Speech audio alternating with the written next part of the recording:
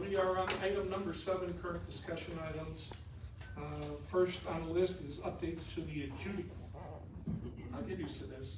Updates to the adjudication ordinance. Administrator, if you would. In your packet, there's a memo from Joanne Kalkbrenner, our new zoning administrator. And she started, and we have a new hearing officer, and so I asked them to take a look at our ordinance, maybe update it, make sure we're in line with other villages.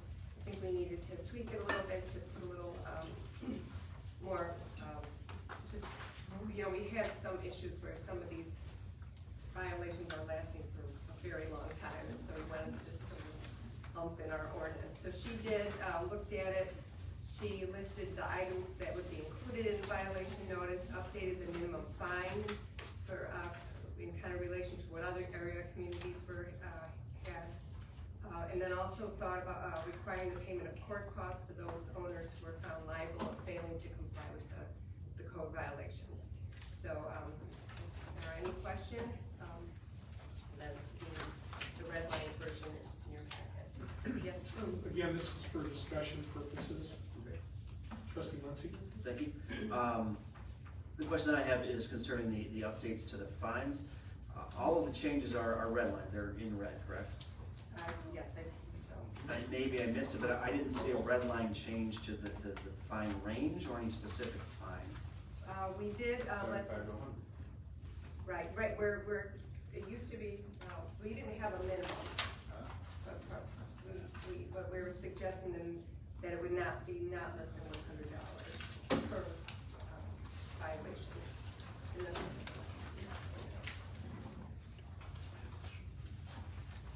we had a maximum of 750, and we're not. So 75 to 750.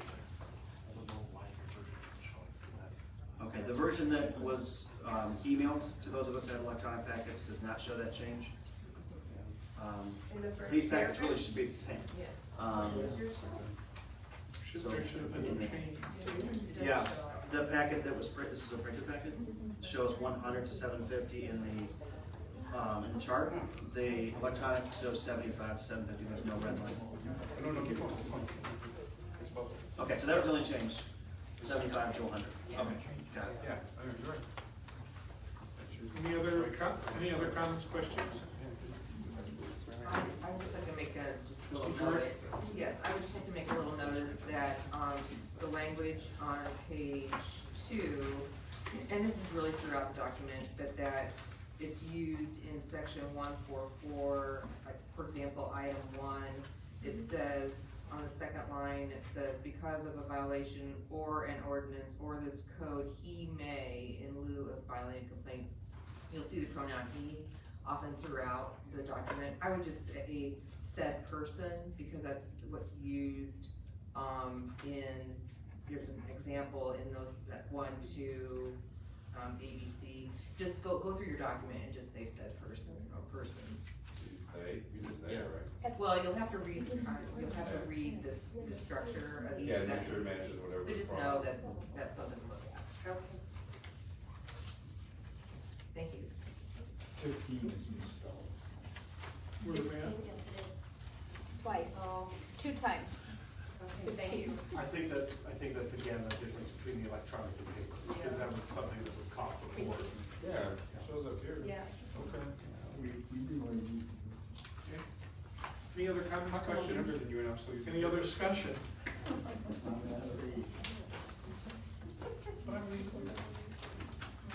Is there any other discussion? discussion? All right, with the board's approval, this will move on for action at the next meeting.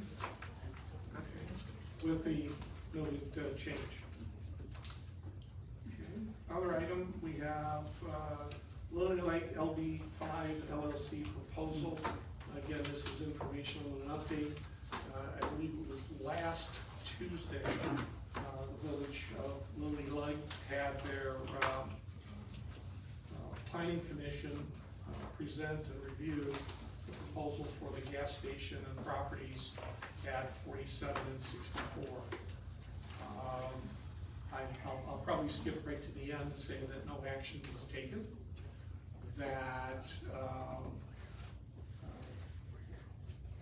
Again, it was for information purposes at this point in time. The developer presented, his attorney, his architect, and engineer presented their proposal for 13 acres on that property. It included parking for in excess of 50 trucks. It talks about some retail, it talks about some industrial, it talks about vehicle storage on the property. When the panel, the zoning panel was questioned, and of course then it was opened up to units of government and then later on to the public in general, I would have to say that there were a tremendous amount of gaps that were in the proposal, including questions that weren't clearly answered. When you now take what is permeable soil and now concrete and asphalt it over on 13 acres, what becomes of that runoff, especially in light of the drainage issues that contaminated the wetlands across the street. When talking in terms of what will they do for water, because Lily Lake does not have a central sewer and water system, the developer really did not have a good answer. Regarding septic or wastewater treatment, they mentioned they wouldn't use a septic field but had, and very nebulously, mechanical options. I had asked personally what kind of mechanical systems. Are we talking Schaefer Rowland? Are we talking Morphle? Are we talking, multitude out there? They couldn't give me an answer.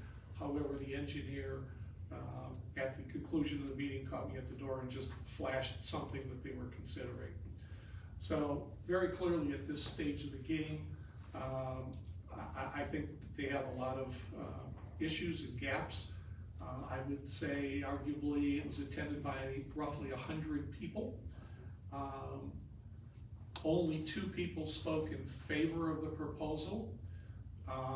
One of them I recognized as a contractor who would benefit potentially from the operation, but we'll leave it at that. And clearly 2 out of the 4 commissioners had asked some very tough questions, including, you're making us promises, but we've had 5 people before you come through make promises and have not delivered. I think the overall question that is coming up from the community as a whole, Lily Lake in particular, but those surrounding are the trucks, the noise, the pollution of as many as 57, I think it's 57 trucks at that site, of potential for 57. And then the other one is the runoff, which would always go towards the wetlands, which are administered by Camden Township Open Space. So that's just a brief summary. We'll continue to monitor and give updates. One has to know that that wetland is the beginning, one of the beginnings of Fearson Creek, and Fearson Creek flows through the village of Camden Hills.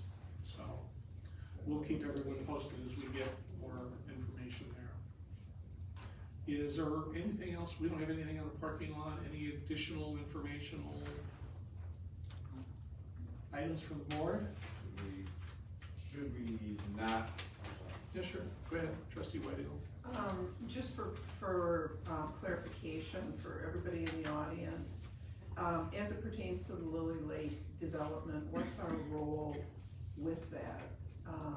Do we have, can you explain a little bit more about Sure. what our responsibility is relative village residents? Be glad to. I had one resident call me about the village of Camden Hill interceding, and as was described, Lily Lake, like the village of Camden Hills, is a legal municipal government. They have control over everything within their boundaries. Although they're within 1.5 miles of the village of Camden Hills, that 1.5 mile rule only applies to unincorporated areas and commentary, which would funnel up to the county board. To that end, I've long since established relationships with a number of mayors throughout the area, including Lily Lake, and helping them what?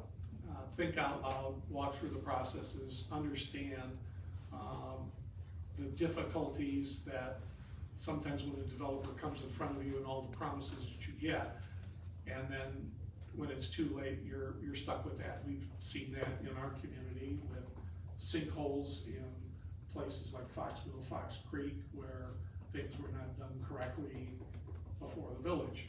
So one has to look at the long-term consequences, but all we can do is, on a friendly basis, help be a sounding ear, present material that might impact us as a village, and hope that they weigh in for that consideration. Okay? Did we make anything official notifying, tooting the horn, congratulating Colin for being one of the 2 best Yelp reviewed restaurants in the state of Illinois and the only one in the Chicago metro area? Yep, well, we've given them front page and, go ahead. Yeah, we did, do an article in the community council. Nice. Yep. Okay, possibly more to follow. Anything else? Okay, with that, we do have, I think, a relatively brief closed session. So, if we could have a motion for, Do we stay here, or do we have a room to? yeah, we, by the way, for members of the public. You don't have to leave. Yeah, you don't have to leave, I mean, we will, but understand we will take no action when we come out of closed session, so there is no further business other than adjournment. Which one? Litigation, 2C11. Alright. President, I move we adjourn in closed session pursuant to Illinois Open Meeting Act, section 2C11, to discuss litigation that is probable imminent pending